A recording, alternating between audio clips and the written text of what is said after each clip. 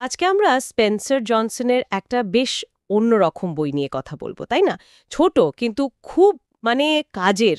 হু moved মাই cheese. হ্যাঁ, একদম। এটা আসলে একটা রূপক গল্প, কিন্তু এর শিক্ষাটা মারাত্মক গভীর। ঠিক, এটা আমাদের জীবনের পরিবর্তনকে কিভাবে সামলাতে হয় সেটা বুঝতে সাহায্য করে, তাই তো? অবশ্যই পরিবর্তন তো আসবেই, সেটা চাকরি হোক বা সম্পর্ক, কিন্তু আমরা সেটা মানতে চাই না অনেক সময়। এই বইটা সেখানেই সাহায্য করে। গল্পে তো 4টে চরিত্র, যদি একটু মনে করিয়ে দেন। হ্যাঁ, দুটো ইঁদুর আছে, স্নিফ আর স্ক্যারি। স্নিফ মানে যে গন্ধ শোকে, পরিবর্তনটা আগে টের পায়। আচ্ছা। আর স্ক্যারি হলো যে খুব দ্রুত কাজে নেমে পড়ে, মানে অ্যাকশন নেয়। আর দুজন মানুষ, লিটল পিপল, হেমার হ। ঠিক। হেম একটু দ্বিধাগ্রস্ত, পরিবর্তন চায় না। আর সে ভয় পেলেও শেষে চেষ্টা করে মানিয়ে নেওয়ার। আর ওরা সবাই একটা গোলক ধাঁধায় থাকে, মেজে, আর খুঁজছে চিজ। হ্যাঁ, ওই চিজটাই হলো আসল রূপক। ওটা আমাদের জীবনের চাওয়াগুলো, যেমন ধরুন ভালো চাকরি, টাকা, সাফল্য। হ্যাঁ, বা ধরুন মানসিক শান্তি, সুস্থ সম্পর্ক, যা কিছুই আমরা চাই। আর গোলক ধাঁধাটা হলো সেই জায়গা যেখানে আমরা খুঁজি আমাদের কাজের জায়গা, সমাজ বা পরিবার। একদম। আমাদের কর্মক্ষেত্র, আমাদের চারপাশ, এই সহজ সেটআপেই কিন্তু গল্পটা দারুণ একটা মেসেজ দেয়। শুরুতে তো সব ঠিকঠাকই ছিল। ওরা চিজ স্টেশন সি খুঁজে পেয়েছিল, যেখানে প্রচুর চিজ ছিল। হ্যাঁ, শুরুতে দারুণ আনন্দ, সবাই খুশি। কিন্তু এখানেই চরিত্রগুলোর পার্থক্যটা বোঝা যেতে শুরু করে। কিভাবে? ওই যে ইঁদুর দুটো, স্নিফ আর স্কারি, ওরা কিন্তু রোজ সকালে গিয়ে একটু পরখ করত চিজটা ঠিক আছে কিনা, কমছে কিনা। ও আচ্ছা, ওরা বেশ সজাগ ছিল। ওদের সহজাত প্রবৃত্তি বুঝলেন।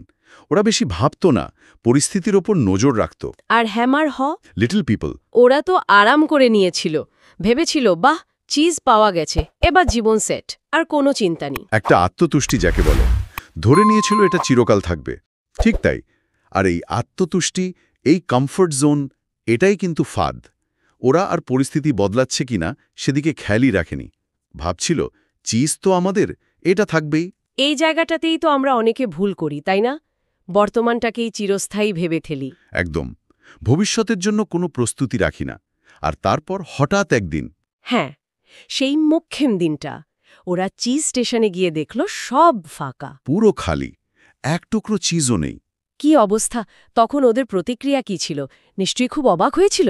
দেখুন, স্নিফ আর স্কারি কিন্তু মোটেও অবাক হয়নি। তাই? কেন? কারণ ওরা তো রোজ দেখছিল চিজ কমছে, গন্ধটাও কেমন যেন পুরনো হয়ে আসছে। ওরা বুঝতেই পারছিল কিছু একটা ঘটতে চলেছে। ও আচ্ছা, ওরা তাহলে তৈরিই ছিল মনে মনে।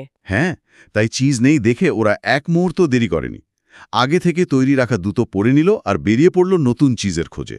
কোনো অভিযোগ না, কোনো আলোচনা না, স্রেফ অ্যাকশন। বাহ, এটা কিন্তু দারুণ একটা পয়েন্ট। পরিবর্তন আসতেই সঙ্গে সঙ্গে মানিয়ে নিয়ে পরের ধাপে চলে যাওয়া। এটাই এটাই ওদের সাফল্যের রহস্য। কিন্তু হেম আর হয়ের গল্পটা অন্যরকম। ওদের কি হলো? ওরা তো নিশ্চয়ই খুব ভেঙে পড়েছিল। ভেঙে পড়েছিল এবং রেগেও গিয়েছিল। ওরা বিশ্বাসই করতে পারছিল না। হেম তো বলতেই শুরু করলো, কে আমার চিজ সরালো, এটা অন্যায়। ও পরিস্থিতিটা মানতেই পারছিল না। একদম না। ও জেদ ধরে বসে রইল যে চিজ নিশ্চয়ই আবার ফিরে আসবে। ও পুরনো জায়গাতেই অপেক্ষা করতে লাগল, শুধু অভিযোগ আর দোষারোপ। আর তার কি অবস্থা? প্রথমে খুব ভয় পেয়েছিল। হেম যা বলছিল তাতে সায় দিচ্ছিল, হতাশ হয়ে পড়েছিল। কিন্তু বসে থাকতে থাকতে ওর মনে হলো, এভাবে তো চলবে না। আচ্ছা, ওর মনে প্রশ্ন জাগতে শুরু করলো। হ্যাঁ, ও বুঝতে পারল শুধু বসে থেকে অভিযোগ করলে বা অপেক্ষা করলে চিজ ফিরে আসবে না। কিছু একটা তো করতে হবে।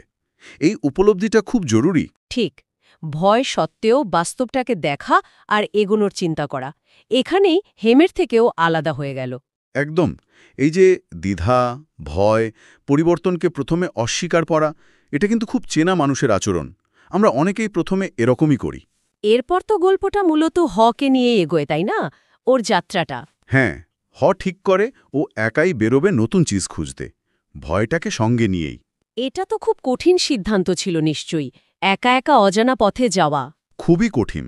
গোলকধাঁধাটা অন্ধকার, কোথায় যেতে হবে জানে না, আদৌ নতুন চিজ পাবে কিনা তারও কোনো নিশ্চয়তা নেই। ভয় তো ছিলই। কিন্তু ও গেল। হ্যাঁ, ও গেল। আর যেতে যেতে একটা জিনিস বুঝল। কি সেটা? বুঝল যে এক জায়গায় বসে ভয় পাওয়ার থেকে কিছু একটা করতে থাকাটা ভালো। অ্যাকশনে থাকলে ভয়টা হয়তো একটু কম লাগে। আর অজানা পথে চলার মধ্যেও একটা রোমাঞ্চ আছে। আর ও তো দেওয়ালে লিখতে শুরু করেছিল ওর ভাবনাগুলো। হ্যাঁ, এটা খুব ইন্টারেস্টিং পার্ট।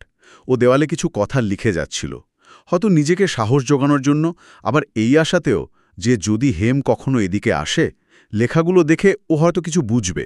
এই লেখাগুলোই তো বইটার আসল শিক্ষা, তাই না? একদম। এগুলোই হলো পরিবর্তনের সাথে মানিয়ে নেওয়ার সূত্র। যেমন ধরুন, প্রথম যেটাও লিখেছিল, পরিবর্তন ঘটে, চেঞ্জ হ্যাপেন্স।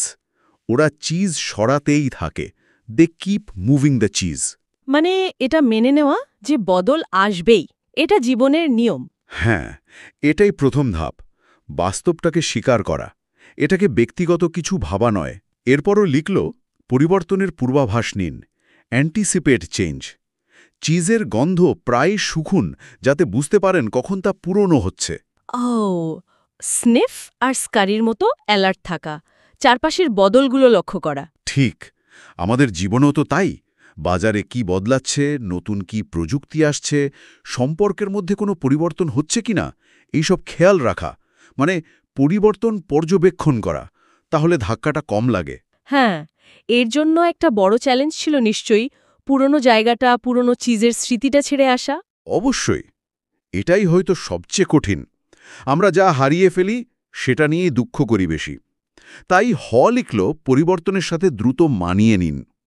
যত তাড়াতাড়ি পুরনো চিজ ছেড়ে দেবেন, তত তাড়াতাড়ি নতুন চিজ উপভোগ করতে পারবেন।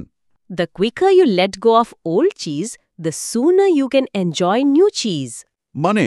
পুরনোকে আঁকড়ে ধরে থাকলে নতুনকে পাওয়া যাবে না। ঠিক, যত তাড়াতাড়ি পুরনো চিজ স্টেশনের চিন্তা মাথা থেকে সরাতে পারল, তত তাড়াতাড়ি ও নতুন পথের দিকে মন দিতে পারল। এগিয়ে যাওয়াটা জরুরি। তাই পরের পয়েন্ট ছিল পরিবর্তন, চেঞ্জ। চিজের সাথেই এগিয়ে চলুন। Move with the cheese. পরিস্থিতির সাথে নিজেকে বদলানো। হ্যাঁ, স্রোতের সাথে চলা। কিন্তু শুধু মানিয়ে নেওয়াই নয়, আরও এক ধাপ এগিয়ে ভাবল। ও লিখল, পরিবর্তন উপভোগ করুন, অভিযানের রোমাঞ্চ আস্বাদন করুন এবং নতুন চিজের স্বাদ উপভোগ করুন।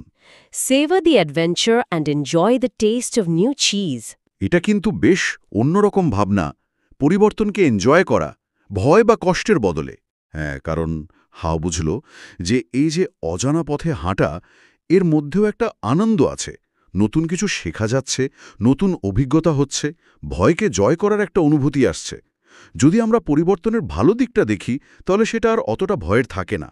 আর ভয়ের কথা যখন উঠলই, হাওয়ের সেই বিখ্যাত প্রশ্নটা।